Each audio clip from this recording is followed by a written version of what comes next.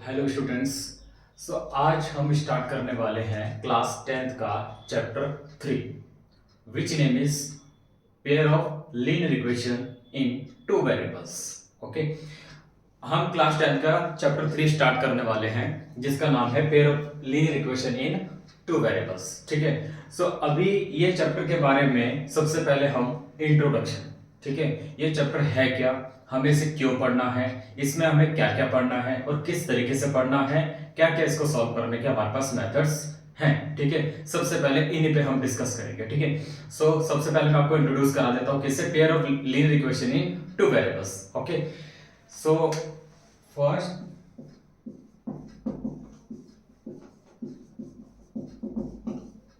सबसे पहले हमारे पास है इंट्रोडक्शन। ठीक है, पहले क्या आ जाएगा हमारे पास, पेयर। पेयर का मतलब क्या होता है, 2 3 4 5 जितने का भी हमें पेयर बनाना होता है बना लेते हैं, लेकिन यहाँ पर कितना है, 2 का बना है। ठीक है, 2 इक्वेशंस हमारे पास है जिनका पेयर बना है। पेयर ऑफ लीनियर इक्वेशन और किसमें, इन टू हमारे पास क्या है, वेरिएबल्स। ठीक है ना, हमारे पास पूरा नेम क्या आ गया हमारे पास, pair of linear equation in two variables. यानी कि जो लीनियर इक्वेशन है उसका हमें पेयर पढ़ना है, और पेयर भी किस तरीके से पढ़ना है लीनियर इक्वेशन का, इन टू वेरिएबल। कितने वेरिएबल होने चाहिए उसमें, 2 वेरिएबल। फॉर एग्जांपल्स जैसे x + y = 0, ये हो गया linear equation in two variable. ये एक इक्वेशन है, लेकिन हमें एक साथ कितने को पढ़ना है, 2 को। एक क्या आ जाएगी, x - y = 0। तो ये क्या हुआ, ये पूरा क्या बन गया हमारे पास, pair of linear equation in two variable. यही इस चैप्टर का मतलब है। ठीक है, तो अब इसको समझते हैं, लीनियर इक्वेशन क्या होती है। आपने डिग्री तो पढ़ाई है, ठीक है, डिग्री यानी हमने क्लास 9th में हमने पढ़ा है कि ये एक पॉलिनोमियल दिया है, इसकी हाईएस्ट डिग्री कितनी है। यानी कि सपोज करो, इसी की मैं बात करूं कि 2x² + x + 1 = 0, ये हमारे पास आ गया। So what is the highest degree of this polynomials, is it 2। So degree कितनी हो गई, 2। यानी कि हाईएस्ट पावर कितनी होनी चाहिए, हाईएस्ट पावर इसकी कितनी है, 2। तो हमने बोल दिया 2। अब लीनियर इक्वेशन अगर बनेगी तो उसकी हाईएस्ट पावर कितनी होनी चाहिए, उसकी हाईएस्ट पावर होनी चाहिए 1। जब 1 उसकी हाईएस्ट पावर होगी तो हम उसको बोलते हैं that is a linear equation. Linear क्यों है, लीनियर का आपको पता है, एक का आता है लीनियर, फिर आता है क्वाड्रेटिक, फिर आता है क्यूबिक। अब लीनियर का मतलब है पावर कितनी होनी चाहिए, 1। क्वाड्रेटिक का मतलब है पावर कितनी होनी चाहिए, 2। और क्यूबिक का मतलब है पावर कितनी होनी चाहिए, 3। ठीक है, हमारे पास क्या है, लीनियर इक्वेशन, और वो इक्वेशन जिसमें हाईएस्ट पावर कितनी हो, 1। जैसे लाइक दिस, हाईएस्ट पावर 1 1 1 1। यानी क्या, लीनियर इक्वेशन। अब बात करते हैं टू वेरिएबल्स। वेरिएबल्स आप सब जानते ही हैं, ठीक है ना। नाउ मैं रिमाइंड करा देता हूं, ए से जेड तक जितने भी अल्फाबेटिक्स हमारे पास है, ऑल इज आर वेरिएबल्स। ठीक है ना, और फिर हमारे पास है कांस्टेंट वैल्यू, यानी वो वैल्यू जो चेंजेबल ना हो। जो चेंजेबल हो उसको वेरिएबल बोलते हैं, जो चेंजेबल ना हो उसको हम कांस्टेंट बोलते हैं। ठीक है, इतना हमारे पास हो गया। अब हम देखते हैं कि how can we solve linear equation in two variable. जो लीनियर इक्वेशन है टू वेरिएबल में, उसको हम किस तरीके से सॉल्व कर सकते हैं, क्या क्या उसके मेथड है सॉल्व करने के। ठीक है, मैं आपको बता देता हूं, जो मेथड है सॉल्व करने का, सबसे पहला जो मेथड है वो हमारे पास क्या आएगा, ग्राफिकली। कैसे आएगा हमारे पास, ग्राफिकली मेथड। जो सेकंड जो हमारे पास आएगा वो कौन सा आएगा, एलिमिनेशन मेथड। जो थर्ड हमारे पास क्या आएगा वो क्या आएगा, सब्स्टिट्यूशन मेथड हमारे पास आएगा। ठीक है, हमें 3 मेथड पढ़ने हैं। सबसे पहला है ग्राफिकली मेथड, ठीक है, सेकंड है एलिमिनेशन मेथड, थर्ड है सब्स्टिट्यूशन मेथड। ठीक है ना, ये तीनों के तीनों मेथड हमारे पास पढ़ने था। तो हमारे पास एक और जिसका नाम है हमारे पास क्या है, क्रॉस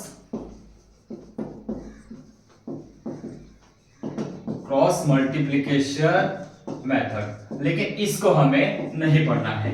ठीक है, सीबीएसई के न्यू सिलेबस के अकॉर्डिंग ये वाला मेथड हमारे से बुक से कट है, हम इसको नहीं पढ़ना है। हमें सिर्फ कितने पढ़ने हैं, एक तो सब्स्टिट्यूशन, एलिमिनेशन और ग्राफिकल मेथड। हमें सिर्फ 3 मेथड इसमें पढ़ने हैं। तीनों के तीनों बहुत आसान है, कोई भी ज्यादा टफ नहीं है इतना। जब आप स्टेप बाय स्टेप सीखेंगे तो आप सीख जाओगे इसको, ठीक है। फिलहाल मैं इन पे डिस्कस कर रहा हूँ, अभी आगे जब क्वेश्चन करेंगे तब मैं इनको पूरा अच्छे तरीके से आपको सॉल्व करके दिखाऊंगा, ठीक है।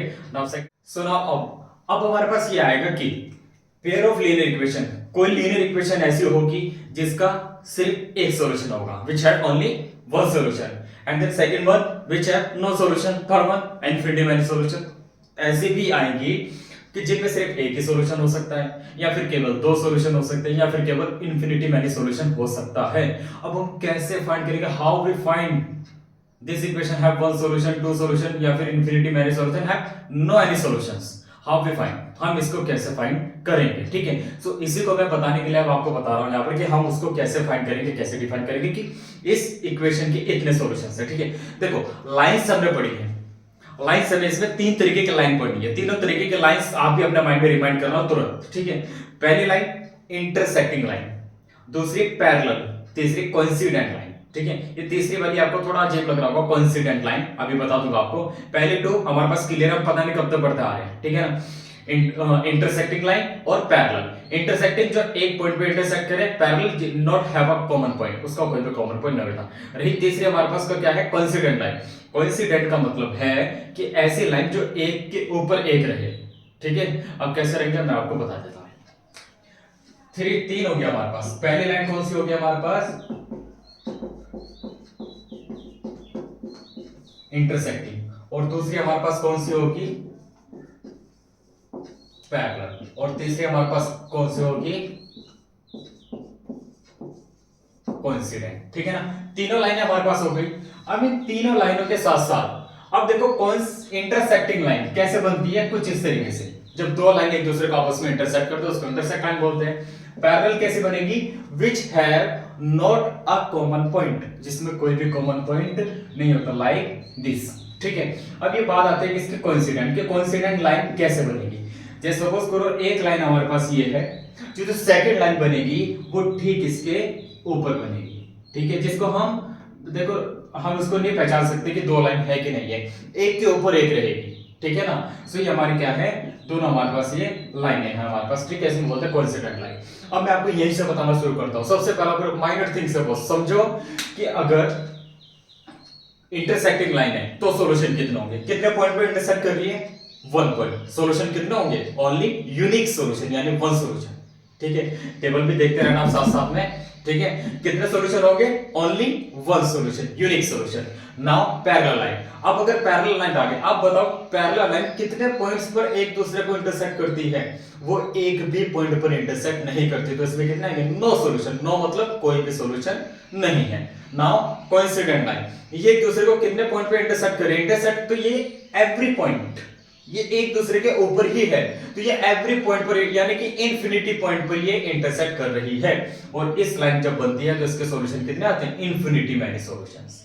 क्लियर। अब मैं आपको ये बता दूं कि पहचाने के कैसे कि इंटरसेक्टिंग लाइन है, पहचाने के कैसे कि पैरेलल है, पहचाने के कैसे कि कोइंसिडेंट है। अब इसको पहचानने का रूल हमारे पास क्या है, जब हमारे पास दो इक्वेशन होगी, पहले मैं आपको जर्नल फॉर्म बता देता हूं।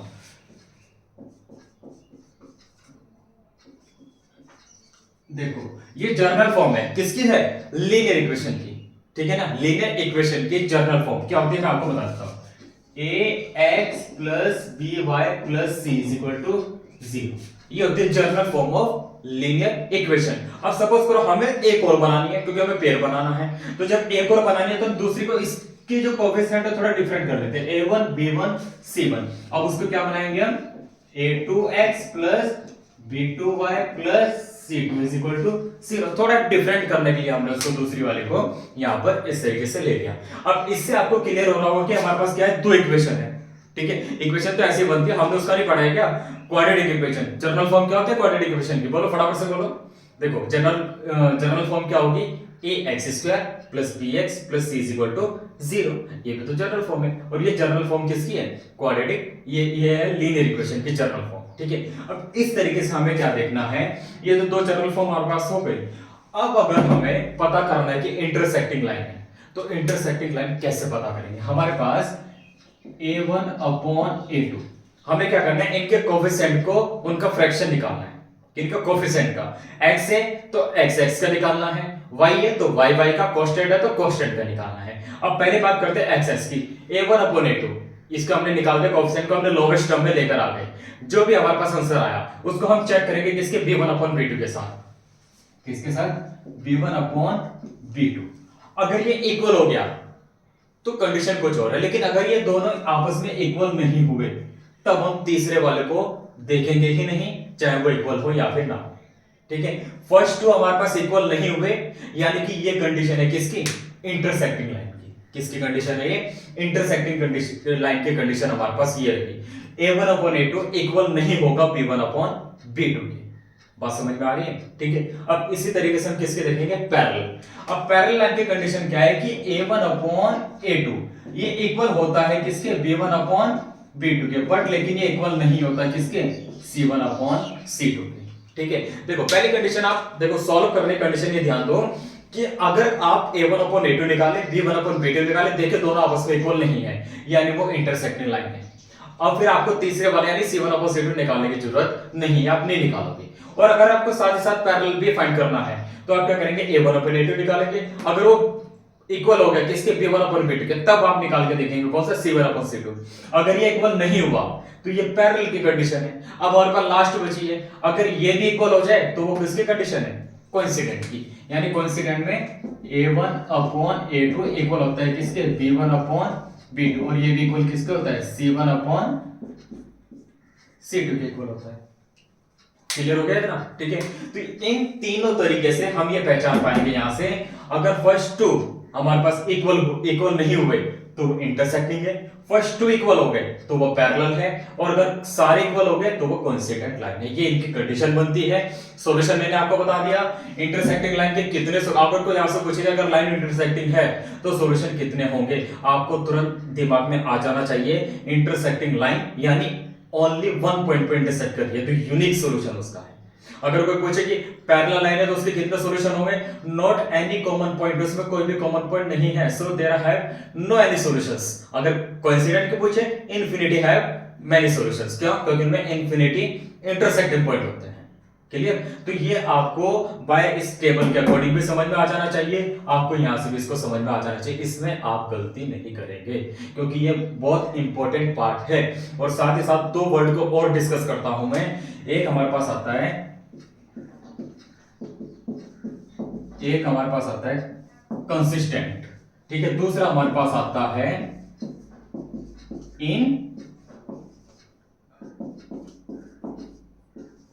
इनकंसिस्टेंट। ठीक है, दो वर्ड हमारे पास आते हैं। ये इन दो वर्ड में हमें एक ना एक सवाल पूछ लेगा। ठीक है, देखो ज्यादा टफ नहीं है और ज्यादा इंपॉर्टेंट भी नहीं है, लेकिन अगर एग्जाम में एक भी सम्स इन दोनों वर्ड से पूछ लिया तो आप बहुत ज्यादा कंफ्यूज होने वाले हो। ठीक है, सो इन दोनों वर्ड ये है क्या, इनका मतलब क्या होता है, हम इसको किस तरीके से इसको डिफाइन करेंगे और किस तरीके से हम इसको याद रख पाएंगे, क्या है ये। तो मैं आपको दोनों वर्ड का मतलब बता रहा हूं क्या है, किस तरीके से हम इसको याद रख पाएंगे। ठीक है, देखो कंसिस्टेंट।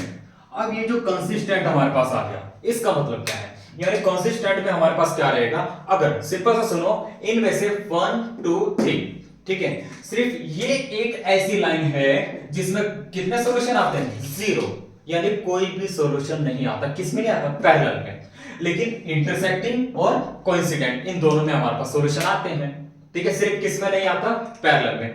तो जिसमें हमारे पास सॉल्यूशन आ रहा है उसका दूसरा नाम ही क्या होता है, कंसिस्टेंट। क्या होता है, यानी इसके अंदर कौन कौन सी लाइन आएंगी, इंटरसेक्टिंग और साथ ही साथ कौन सी है, ये इसमें कोइंसिडेंट।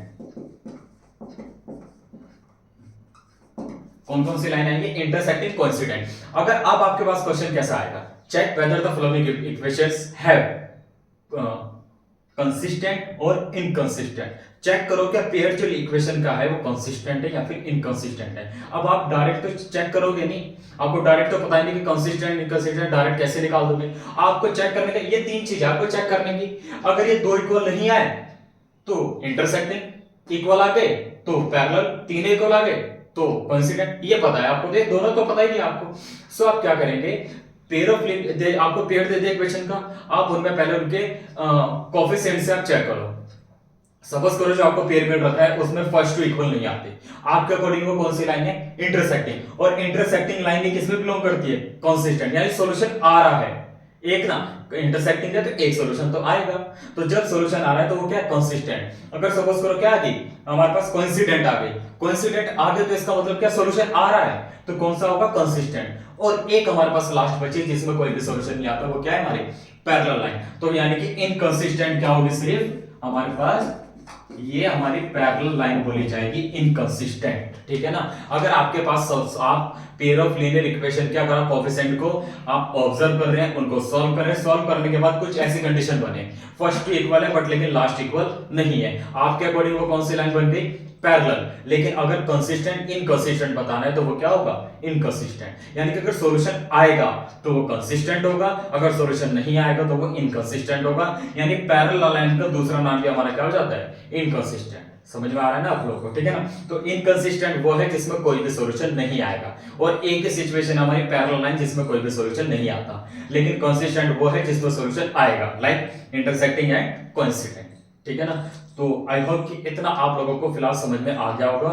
ये इंट्रोडक्शन है, अच्छे से इसको समझ लेना एक एक चीज। अगर ये आप अच्छे से समझ गए तो आगे चैप्टर करना हमारा बहुत इजी हो जाएगा। Clear students? अब चलते हैं हम 3.1 एक्सरसाइज पर, ठीक है। और 3.1 एक्सरसाइज का क्वेश्चन नंबर 1 जो हमारे पास है, आप लोग देख पा रहे होंगे ऊपर, ठीक है। सो क्वेश्चन को जिस तरीके से कि 10 स्टूडेंट ऑफ क्लास 10, ठीक है ना, took part in mathematics quiz. 10 student है क्लास 10 के जिन्होंने पार्टिसिपेट किया है किसमें? मैथमेटिक्स क्यूज में, ठीक है। और किस तरीके की क्या सिचुएशन बनी है? If the number of girls is four more then the number of boys.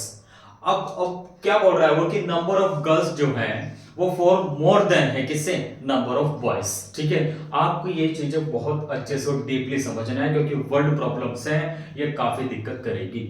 सो आपको बहुत डीपली जाकर के समझना है कि क्वेश्चन बोल क्या रहा है, उसका मतलब क्या है। और हर जितना भी आप ये पूरा चैप्टर करोगे, हर चैप्टर से दो सिचुएशन बनेगी, दो इक्वेशन बनेगी, क्योंकि नाम ही क्या है? Pair of linear equation in two variables, ठीक है ना। आपको हमेशा दो वेरिएबल्स लेने हैं, दो वेरिएबल्स लेने के साथ साथ दो सिचुएशन बनेगी, यानी दो कंडीशंस बनेगी एवरी क्वेश्चन से, ठीक है। अब जैसे इससे बनेगी मैं आपको बना के दिखा रहा हूं।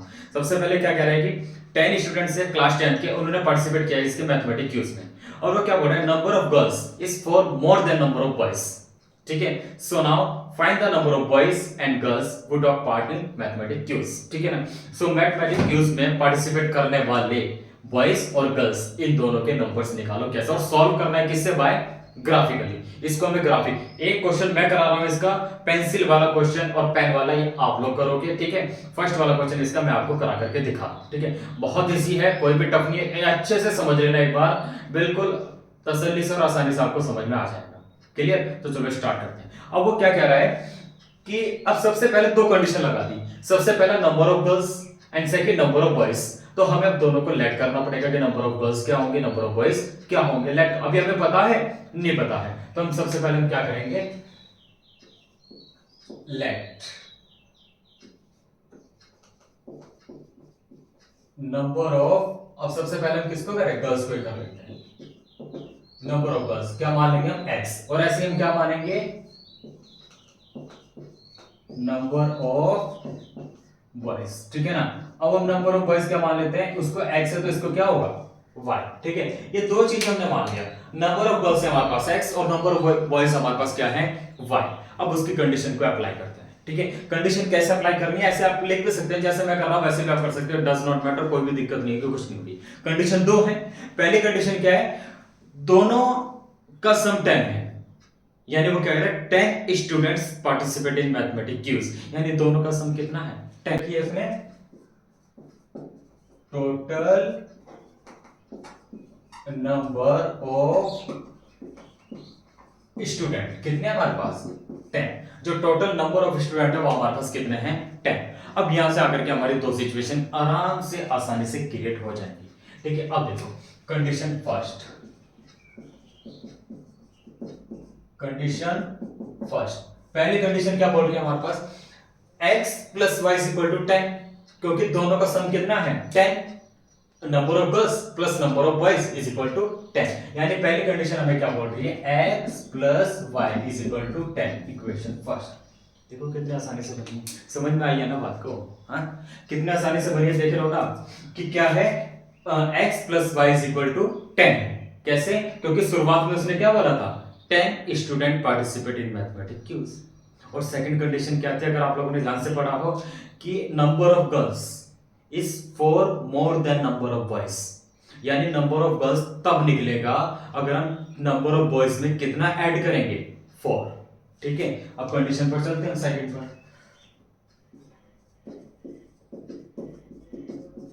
कंडीशन सेकंड, तो सेकंड कंडीशन क्या थी हमारे पास, नंबर ऑफ गर्ल्स, ठीक है, is 4 more than number of boys, यानी नंबर ऑफ गर्ल्स बॉयज के नंबर से 4 मोर देन है। ठीक है ना, तो नंबर ऑफ गर्ल्स कैसे निकलेगा, अब कैसे, नंबर ऑफ गर्ल्स कितना है, देखो नंबर ऑफ गर्ल्स पहले तो हम देखना पड़ेगा नंबर ऑफ गर्ल्स कितना है हमारे पास, x है, तो यानी कि x कैसे निकलेगा, अब हम क्या करेंगे, 4 मोर देन नंबर ऑफ बॉयज, और नंबर ऑफ बॉयज कितना है हमारे पास, y, यानी कैसे आएगा, +4। कंडीशन समझ में आई?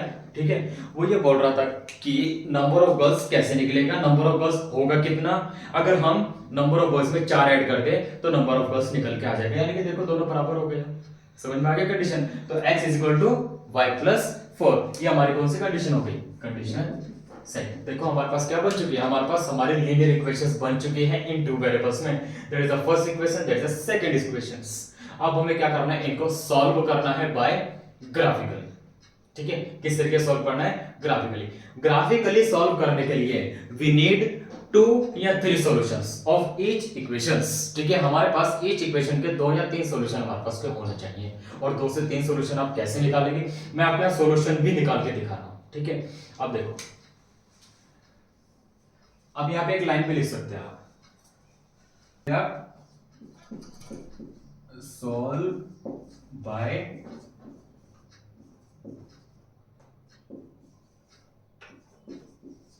Solve by graphically. हम इसको किस तरीके से सॉल्व कर रहे हैं, ग्राफिकली।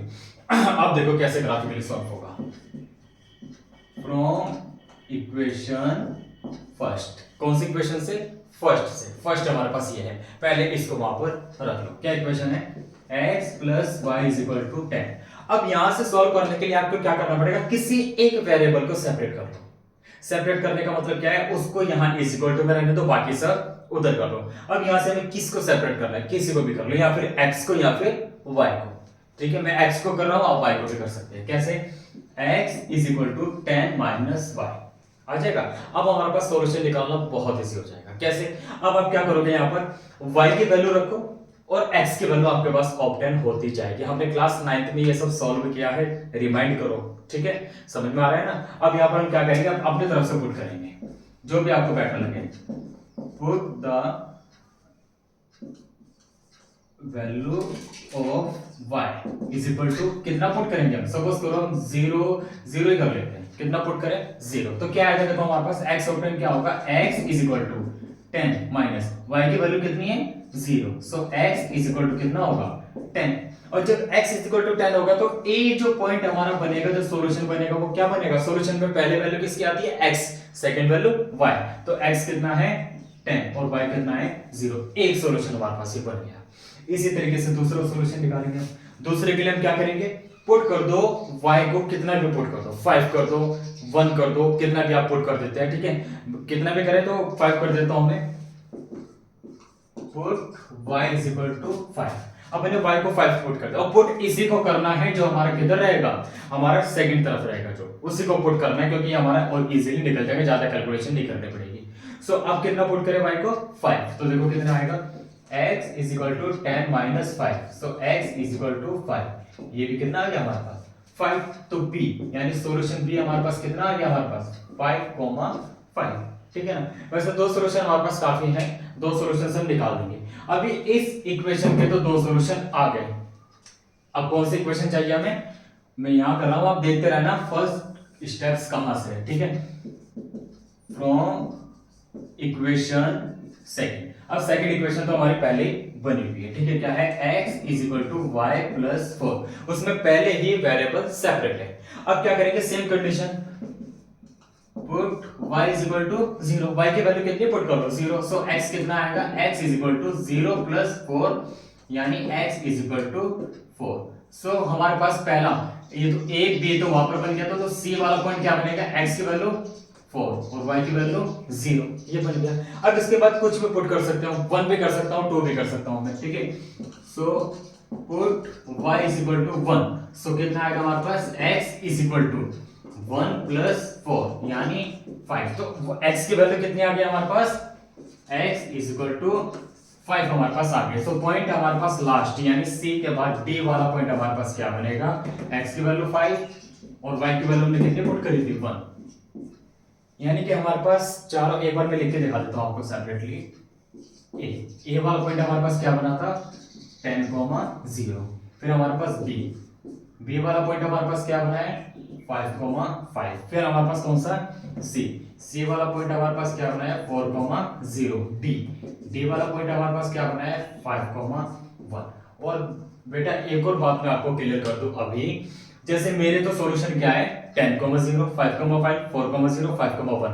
अब आप अपनी मर्जी से वैल्यू कुछ भी रखेंगे तो आपका भी सॉल्यूशन डिफरेंट आ सकता है। ऐसा नहीं है कि ये सॉल्यूशन है तो यही सॉल्यूशन आएगा, जैसी आप वैल्यू पुट करोगे उसी तरीके का आपको सॉल्यूशन भी ऑब्टेन होगा, ठीक है। ऐसे नहीं है कि मेरा तो ये आ रहा था, किसी और का कुछ आ रहा था, किसी और का कुछ आ रहा था, तो इससे हमें कोई मतलब नहीं है। बुक में कुछ और आ रहा है तो उससे हमें मतलब नहीं है, क्योंकि बुक में इक्वेशन भी हमारी थोड़ी, इक्वेशन तो हमारी सेम होगी लेकिन सॉल्यूशन तो डिफरेंट हो सकता है, क्योंकि सॉल्यूशन हमने अपने तरफ से किया, हमें पता है कैसे करना है, ठीक है ना। सो आप वैल्यू कुछ भी रख सकते हैं जो आपके माइंड में आ रही है, वो आप वैल्यू इसमें रख करके सॉल्यूशन आगे बढ़ा सकते हैं, कर सकते हैं। अब सिर्फ मैं इसका आपको ग्राफ बना के दिखा रहा हूं कि ग्राफ कैसे बनेगा, ठीक है। सो अब देखते हैं कि इसका ग्राफ कैसे बनेगा। सबसे पहले ग्राफ बनाने के लिए हमें दो एक्सिस चाहिए, ठीक है, एक्स एक्सिस और वाई एक्सिस, क्लियर। तो हम दोनों एक्सिस बना लेते हैं। यहाँ पर ये हमारे पास आ गया एक्स एक्सिस और वाई एक्सिस, ये आ गया हमारे पास वाई एक्सिस और ये आ गया हमारे पास एक्स एक्सिस, क्लियर। सो अब हमारे पास क्या रहेगा, अब हमें इनको बारी बारी से शो करना है। सबसे पहले देखो कि x की वैल्यू यहाँ पर 10 है, 5 है, 4 है, 5 है, यानी हाईएस्ट वैल्यू कितनी है 10 और वो भी पॉजिटिव। सो हमें हाईएस्ट वैल्यू इसके 10 करनी है, वो भी पॉजिटिव। 1 2 3 4 5 6, हम इसको आगे एक्सटेंड कर सकते हैं, कोई दिक्कत नहीं है, 7 8 9 और 10, क्लियर। ये हो गया हमारा x।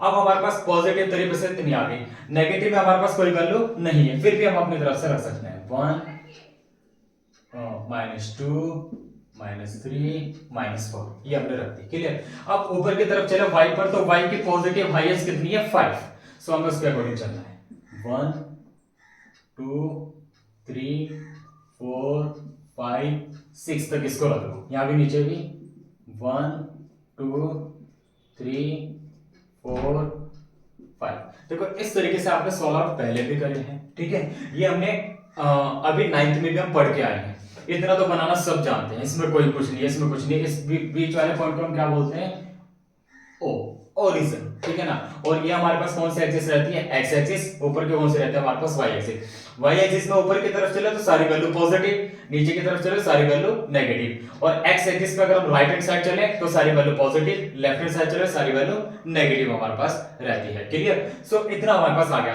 अब हम उस पॉइंट को शो ऑन करते हैं इस पर, देखो ये भी 9th का काम था हमारा, शो ऑन करना, पॉइंट को ग्राफ पर शो करना। अब पहले वाला पॉइंट हमारे पास क्या है a, यानी 10,0, x की वैल्यू कितनी है 10 और y की वैल्यू कितनी आ गई 0। सो ये पॉइंट हमारा कहां आएगा, यहां पर आएगा, क्लियर। और यहां पे मैं लिख मार्क कर देता हूं a, क्लियर। अभी आपको ये भी ध्यान रखना है, ये दोनों सॉल्यूशन तो पहली इक्वेशन के हैं और ये दोनों सॉल्यूशंस सेकंड इक्वेशन के, ये आपको मोस्टली ध्यान रखना है, ठीक है। अब सेकंड वाला बी वाला देखते हैं 5.5, ठीक है। सो x भी हमारे पास कितना है 5 और y भी हमारे पास कितना है 5, तो ये पॉइंट कहां तक आएगा हमारे पास, ये लगभग हमारे पास ये यहां पर आ जाएगा हमारे पास b वाला पॉइंट। अब आपको क्या करना है, बी सिंसियरली ठीक है ना, बी केयरफुली। आपको इस वाले पॉइंट पर और इस वाले पॉइंट पर स्केल रखना है। स्केल रखने के बाद एक लाइन ड्रॉ कर देनी है कुछ इस तरीके से। देखो ये लाइन को थोड़ी अलग भी जा सकती है, थोड़ा बैंड होकर जा सकती है, बट आपके बिल्कुल क्लियर जाएगी। अब यहाँ पे स्केल रखना है, ये लाइन को ड्रॉ करना है। पहली इक्वेशन का काम हमारा कंप्लीट हो गया। अब बात रखें किसकी, सेकंड इक्वेशन की। सेकंड इक्वेशन का पहला पॉइंट कितना है, 4,0, यानी x की वैल्यू है 4 और y की वैल्यू है 0, तो ये यहीं पर आएगा, किस पर, ऑन द x एक्सिस। अब नेक्स्ट पॉइंट क्या हमारे पास, 5,1, यानी x की वैल्यू कितनी है 5 और y की कितनी है 1, तो ये कहां पर आएगा, ये यहां पर आएगा हमारा पॉइंट। क्लियर, कौन सा पॉइंट है हमारा, डी। ठीक है, अब आप भी सेम क्या रखो, इस पहले जो पॉइंट लगाया वो, सेकंड जो लगाया वो, इधर से यहां पर स्केल रखो और एक लाइन ड्रॉ कर दो। कैसे, इस तरीके से आप लाइन को ड्रॉ कर देंगे। ठीक है, अब ये लाइन की आपकी इक्वेशन बन चुकी है दोनों, यानी कि ये हमारे ग्राफ ड्रॉ हो चुके हैं। ये वाला इक्वेशन क्या थी हमारी, x plus Y is equal to 10, और ये क्या था हमारा, x is equal to Y plus 4। जो भी आपके पास इक्वेशन थी वो भी इस पे लिख देनी है। लिख देने के बाद आप क्या करेंगे, दोनों इंटरसेक्टिंग लाइन बन चुकी है, यानी कितने सॉल्यूशन हो गए, यूनिक, यानी कि एक सॉल्यूशन होगा। देखो इंटरसेक्टिंग लाइन बन चुकी है इस पे, यानी एक, हम सॉल्व भी इसको अगर करें, अगर हम आगे मेथड सीख जाएंगे, दोबारा इसको सॉल्व करें, तो सिर्फ एक ही सॉल्यूशन आएगा दोनों का, x और y की वैल्यू बस एक बार आएगी, बस उससे ज्यादा नहीं आएगी। कैसे लाइन बन चुकी है, इंटरसेक्टिंग लाइन। ठीक है, सो अब इसके बाद हम सॉल्यूशन कैसे देखेंगे कि सॉल्यूशन कितना आया। देखो यहाँ पर आगे पीछे हो सकता है, लेकिन जब आप स्केल से बिल्कुल कंफर्टेबली बनाएंगे तब आपको पता चल जाएगा। देखो बनेगा किस तरीके से, वो आपको देखो यहाँ पर इस तरीके से इस पिक्चर में दिख रहा होगा। ठीक है, शॉन हो गया। ठीक है, इस पिक्चर में आपको दिख रहा होगा इस तरीके का ग्राफ बनेगा बिल्कुल ये। ठीक है, फिर भी मैं आपको थोड़ा एक बार देखता हूं। देखो यहाँ पर कितना आएगा, लगभग ये आ रहा है किस पर, 7 पर, और ये किस पर आ रहा है, लगभग देखो 3 पर। देखो आ रहा है, ये लगभग किस पर आ रहा है, ये पॉइंट हमें देखना है, ये पॉइंट कहां बिलोंग कर रहा है। ठीक है, पॉइंट हमें देखना है कहां एग्जिस्ट कर रहा है, कहां एग्जिस्ट कर रहा है। ये यहाँ पर आ रहा है लगभग 3 पर, और यहाँ पर आ रहा है 7 पर। अब 7 पर यहाँ पर आ रहा है, यानी x की वैल्यू कितनी हो गई 7, वहां पर आ रहा है, तो y की वैल्यू कितनी हो गई 3। देखो क्या हमारा सॉल्यूशन करेक्ट है। अब करेक्ट अब कैसे चेक करेंगे, इन दोनों वैल्यू को इस इक्वेशन में रखो। पहली इक्वेशन हमारे पास क्या थी, x plus Y is equal to 10, रखो x की value 7 plus 3 is equal to 10, यानी 10 इज इक्वल टू 10। अरे वाह, करेक्ट, ये तो हमारा बिल्कुल सही आ गया। ठीक है, सेकंड हमारे पास क्या थी, x is equal to Y plus 4, x की वैल्यू कितनी है 7, y की कितनी है 3 प्लस 4, यानी 7 इज इक्वल टू 7। ये भी हमारा करेक्ट आ गया बिल्कुल। यानी कि नंबर ऑफ गर्ल्स कितना होगा हमारे पास, नंबर ऑफ गर्ल्स कितना होगा 7, और नंबर ऑफ बॉयज कितना होगा हमारे पास 3। क्लियर, सो यहां पे लिख देता हूं मैं, so number of girls is equal to 7 और number of boys is equal to 3। ये हमारा क्या है, सॉल्यूशन। बस हमारा क्या है, सम्स कंप्लीट हो गए। देखो सम्स इतना ज्यादा कोई टफ नहीं था, इतना बड़ा सम्स नहीं था। ऐसे नहीं कि हमें तो समझ में ही नहीं आएगा, पता नहीं किस तरीके से करना होगा, पता नहीं, इतना ज्यादा टफ नहीं है, कुछ नहीं है। पहली सिचुएशन, सम्स को अच्छे से पढ़ना है, सम्स की लैंग्वेज को पढ़ना है कि वो लैंग्वेज हमें क्या बोल रही है। दोनों सिचुएशन हम अच्छे से फाइंड कर पा रहे हैं कि नहीं कर पा रहे हैं। ठीक है, फिर उसके बाद जब दोनों सिचुएशन को फाइंड आउट अच्छे से कर लो, दोनों कंडीशन बनाने, condition first, condition second. Condition first second बना करके दोनों इक्वेशन आपको अच्छे से बना करके रख लेनी है। जब आप दोनों इक्वेशंस को अच्छे से बना करके रख लोगे तो ज्यादा नेट नहीं है, सिर्फ एक इक्वेशन के 2 सॉल्यूशन आपके पास होने चाहिए इस तरीके से। ठीक है, एक इक्वेशन के 2 सॉल्यूशन निकाले, दोनों सॉल्यूशन दो सॉल्यूशन निकालने के बाद आपको क्या करना है, इस तरीके से ग्राफ पे शोन कर देना है। अगर कोइंसिडेंट होगा तो ये लाइन इसी के ऊपर से जाएगी, तो हम सीधा क्या लिख देंगे, इनफिनिटी मैनी सॉल्यूशंस। और अगर कोई सॉल्यूशन आना ही नहीं हुआ तो कैसे जाएगी, पैरेलल लाइन जाएगी। ठीक है, और जब पैरेलल लाइन जाएगी तो हम बोल देंगे नो एनी सॉल्यूशन, कोई भी सॉल्यूशन नहीं है। ठीक है, और इसको शोन करना इतनी कोई बड़ी बात नहीं है, ये हमने 9th में किया है। आपको याद होगा 9th में हमने वो सम्स भी किए हैं, find the 4 solution of this polynomials. इस तरीके का हमने करेंगे, 4 सॉल्यूशन का फाइंड करने थे, 4 सॉल्यूशंस। ठीक है ना, तो उसी तरीके का ये भी है। एक के x के रखते थे, y के आती थी वैल्यू, y के रखते थे तो x की आती थी वैल्यू। इसी तरीके से हमने इसको भी सॉल्व आउट किया है, तो ज्यादा कुछ भी टफ नहीं है। आगे के सम्स अभी मैं नेक्स्ट वीडियो में आपको दूंगा। ठीक है, thanks for watching and like and share and subscribe my YouTube channel.